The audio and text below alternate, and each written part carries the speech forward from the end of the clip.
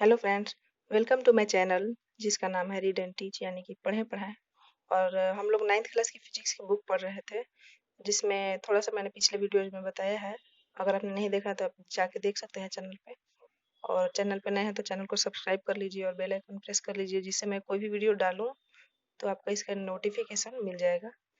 तो ये फिजिक्स की बुक है 9th क्लास की, जिसे मैं पढ़ा रही हूँ। तो ये फर्स्ट चैप्टर है विज्ञान और मापन। उसके अंतर्गत जो चीज़ें पढ़नी है वो पिछले वीडियो में मैंने बताया है। और यहाँ तक 3 पॉइंट जो दिया गया है वहाँ तक हो गया है।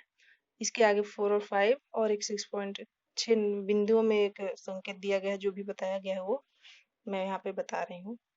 तो आप लोग पिछले वीडियो देखेंगे तो ये हेल्पफुल होगा, तभी ये समझ में आएगा, क्योंकि आगे भी मैंने बताया है तो एक ही चीज़ बार बार नहीं बता सकती हूँ। इसलिए यहाँ पर मैं फिर से इसको 5 नंबर से कंटिन्यू कर रही हूँ। 4 नंबर से, 5 की 3 तक हो गया था और 4 नंबर से कंटिन्यू कर रही हूँ।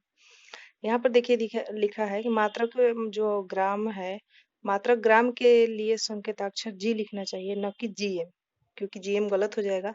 तो ये किसी भी संकेत को अगर हम कोई भी लिखते हैं तो उसे किस संकेत की भाषा में कैसे लिखे ये दिया गया है कि सही लिखें गलत ना लिखें, जिससे एग्जाम में नंबर कट जाते हैं। तो ग्राम हमें लिखना चाहिए, जीएम नहीं लिखना चाहिए, केवल छोटी जी लिखना चाहिए। वो भी लास्ट में 10 ग्राम 5 ग्राम जो भी हो उसके लास्ट में जी लिख देना चाहिए। एसआई जी न कि जीएम। और एसआई मात्रक में जीएम का अर्थ ग्राम मीटर हो जाएगा। जी हाँ, यहाँ दिया गया ग्राम मीटर हम लिखेंगे तो वो गलत हो जाएगा। हमें सिर्फ जी लिखना है, जी का मीन मतलब ग्राम होगा। और 5 नंबर का जो है वो है किलो के लिए संकेताक्षर स्मॉल लेटर के और केल्विन के लिए कैपिटल लेटर के लिखना चाहिए। जी हाँ, इसमें बहुत से लोगों का नंबर कटता है फ्रेंड्स। आप लोग इसको ध्यान रखें, क्योंकि जो किलो का संकेताक्षर है वो हमेशा छोटी के से होता है और जो केल्विन का संकेताक्षर है वो हमेशा कैपिटल के से बड़ी के से होता है। तो या इस तरह से बड़ी के लिखेंगे तो केल्विन हो जाएगा और छोटी के लिखेंगे तो वो किलो माना जाएगा। तो अतः 3 किलोग्राम को हम लोग 3 केजी लिखना चाहिए, न कि 3 बड़ी के और जी। छोटा केजी लिखते हैं, बड़ा के और जी नहीं लिखेंगे, क्योंकि इसका अर्थ जो है 3 केल्विन हो जाएगा। तो ये 5 नंबर तक हो गया। यहाँ पर 6 दिया गया है, देख सकते हैं। इसमें दिया गया है कि ताप या तापमान के मात्रक केल्विन के पहले संकेत डिग्री या शब्द डिग्री का उपयोग नहीं करना चाहिए।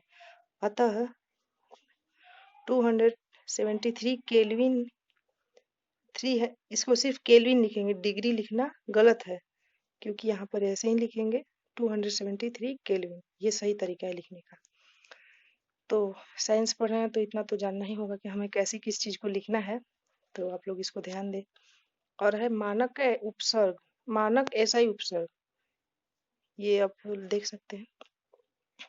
प्रायः मापों यानी कि मेजरमेंट को आधारी या व्युत्पन्न एसआई मात्रक के पदों में व्यक्त करना बहुत सुविधाजनक नहीं होता। उदाहरण के लिए रांची से दिल्ली की दूरी को मीटर में व्यक्त करना बहुत असुविधाजनक होगा। इसी दूरी के लिए मीटर बहुत छोटा मात्रक है। इस दूरी के लिए जो है मीटर बहुत छोटा मात्रक, क्योंकि दूरी जो है ज्यादा है। तो इस प्रकार से हम इस दूरी को मीटर बहुत छोटा मात्रक है, तो इस प्रकार एक कागज की मोटाई को मीटर में व्यक्त करना चाहे जो भी हो, असुविधा होगी। जैसे ये मान लीजिए कागज है और इसकी जो मोटाई है, इसे अगर हम मीटर में लिखेंगे तो बहुत कम आएगा। तो इसलिए किस चीज को कैसे व्यक्त करना है ये जानना बहुत जरूरी है। छोटे क्वांटिटीज को किस तरह से हम लोग व्यक्त करते हैं, कैसे लिखेंगे और किस रूप में लिखेंगे, और बड़े क्वांटिटीज में जो भी चीजें हैं, दूरी है, उसे कैसे लिखेंगे। तो ये चीज यहाँ पर बताई गई है।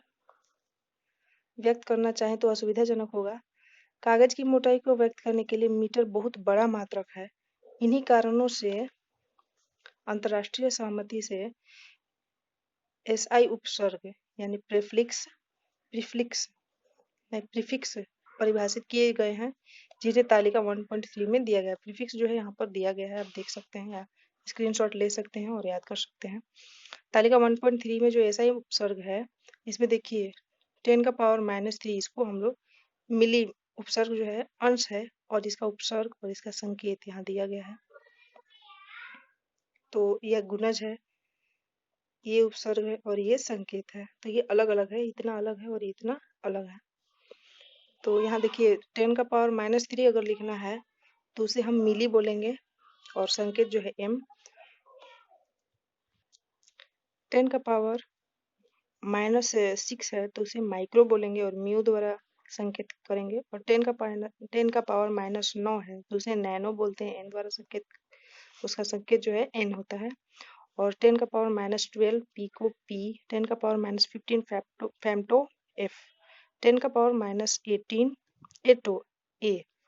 और दूसरी साइड में भी देख सकते हैं गुणज दिया गया है, जैसे यहाँ पर माइनस में है ना तो इसको प्लस में करके लिखा गया है कि अगर प्लस होगा तो इसे क्या लिखा जाएगा, क्योंकि माइनस में वो जो घट गया ना, माइनस में कम हो गया, उसके ऊपर इतना ऋण हो गया, और ये जो है उसका गुणज हो गया, इसके ऊपर इतना गुना हो गया। जैसे 0 है तो 0 का 3 गुना हो गया, 10 है तो 10 का 3 गुना हो गया। तो इसको कैसे लिखेंगे, तो 10 का पावर 3 इसको किलो लिखते हैं, आप लोग को पता होगा। और 10 का पावर 6 जो है इसे मेगा, बड़ी एम। और 10 का पावर 9 जीगा, इसको बड़ी जी। और ये टेरा है 10 का पावर 12, इसको बड़ी टी से लिखेंगे। और 10 का पावर 15 है पेटा, इसको भी बड़ी पी से लिखेंगे। और 10 का पावर 18 है तो इसका एक्सा बोलेंगे, इसको बड़ी ई से लिखेंगे। तो आप देख सकते हैं कि सिर्फ एक माइनस चिन्ह और प्लस चिन्ह चेंज हो जाने पर कितना डिफरेंस आ जाता है किसी चीज को बोलने में या संकेत लिखने में। तो फिजिक्स आप लोग थोड़ा ध्यान से पढ़ें, मैथ ध्यान से पढ़ें, और साइंस के स्टूडेंट है तो आपको ये सब चीजें पता होनी चाहिए। यहाँ पर देख लीजिए उदाहरण भी दिया गया है कि मान लीजिए 1 मिलीमीटर है तो उसको 1 mm लिखेंगे, या 1 का पावर -10 का पावर -3 मीटर, और इसको संकेत में 10 दी पावर -3 m लिखेंगे। और अगर ए 1 किलोमीटर है तो उसको 1 किलोमीटर लिखेंगे।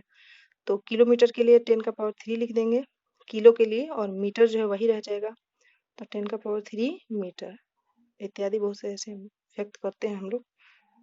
ये है। और आगे जो दिया है देखिए, विभिन्न पद्धतियों में मात्रक और उनके संबंध। किसी भी व्युत्पन्न राशि के व्युत्पन्न मात्रक को प्राप्त करने के लिए हम निम्नलिखित की सहायता लेते हैं। कोई भी मान लीजिए व्युत्पन्न राशि दी गई है तो उसका मात्रक हम लोग कैसे ज्ञात करते हैं, इसका ये बताया गया है कैसे ज्ञात करेंगे। पहला जो पॉइंट है वो आप लोग देख सकते हैं, उस व्युत्पन्न राशि को परिभाषित करने वाले समीकरण डिफाइन इक्वेशन, और उस समीकरण में शामिल आधारी राशियों की आधारी मात्रक, ये चीजें जो है डिपेंड करती हैं कि कैसे हम उसका मात्रक निकालते हैं। चलते हैं नेक्स्ट पेज पर। आप लोग यहाँ पर देख सकते हैं एग्जाम्पल दिया गया है कि मान लीजिए क्षेत्रफल है, तो क्षेत्रफल को निकालने के लिए लंबाई गुने चौड़ाई हम लिखते हैं। तो ये किस चीज का क्षेत्रफल है आप लोग बताइए। ये आयत का क्षेत्रफल है। मान लीजिए हम लोग आयत निकाल रहे हैं तो उसका क्षेत्रफल होता है लंबाई गुने चौड़ाई, यानी L/B। तो ये वही चीज है। तो इसको कैसे हम लोग, अब क्षेत्रफल का मात्रक हमको निकालना है तो कैसे लिखेंगे, तो लंबाई का पहले मात्रक लिख देंगे, ये होता है मीटर। चौड़ाई का भी होगा मीटर, क्योंकि लंबाई चौड़ाई मीटर में होगा, तो इसे हम metre metre metre into metre, तो मीटर स्क्वायर लिख देंगे। तो क्षेत्रफल का जो मात्रक है वो मीटर स्क्वायर हो जाएगा। अगर सेंटीमीटर में होता तो सेंटीमीटर स्क्वायर हो जाता। और अतः जो क्षेत्रफल का ऐसा मात्रक है वो मीटर स्क्वायर m स्क्वायर लिखेंगे। अब क्षेत्रफल के अन्य मात्रक वर्ग सेंटीमीटर या सेंटीमीटर स्क्वायर या वर्ग मिलीमीटर स्क्वायर, मिलीमीटर स्क्वायर आदि कैसे लिखेंगे ये बताया गया है। मान लीजिए यहाँ पर दिया है 1 centimetre square equal to 10 mm into 10 mm, यानी कि 100 mm स्क्वायर। तो हम इसको ऐसे भी लिख सकते हैं, कि 10 का पावर जो है स्क्वायर और mm स्क्वायर, क्योंकि यहाँ पर 2 जीरो है और स्क्वायर लिखेंगे, 10 का स्क्वायर इक्वल टू 100 होता है। तो इसको या ऐसे लिखिए या ऐसे लिखिए, ये सेम ही है। इसको पावर में लिख दिया गया है और यहाँ पर बिना पावर के। तो अगला जो है ये देखिए 1 मीटर स्क्वायर है तो इसको 100 सेंटीमीटर इंटू 100 सेंटीमीटर होगा, तब होगा 1 मीटर स्क्वायर। या इसको हम लिख सकते हैं 10,000 सेंटीमीटर स्क्वायर, या 10 का पावर 4 इंटू सेंटीमीटर, 10 का power 4 centimetre square equal to 10 का पावर 6 मिलीमीटर स्क्वायर, है ना। तो ये मिलीमीटर में यहाँ लिखा गया है, इसलिए जो 2 है यहाँ इसका पावर बढ़ गया है। आप लोग इसको समझिएगा, ठीक है। यहाँ जो है 4, यहाँ 4 है और यहाँ 6 है, तो ये मिस्टेक मत कीजिएगा क्योंकि यहाँ पर सेंटीमीटर में है, यहाँ पर है मिलीमीटर में। तो ये मिलीमीटर स्क्वायर हो गया क्योंकि यहाँ हमने देखा है कि 1 centimetre square equal to 100 millimetre square या 10 का पावर 2 मिलीमीटर स्क्वायर। तो इस चीज़ को यहाँ पे कन्वर्ट किया गया है। बार बार देखेंगे तो आपको ये समझ में आ जाएगा। तो आज के लिए बस इतना ही, मिलते हैं नेक्स्ट वीडियो में।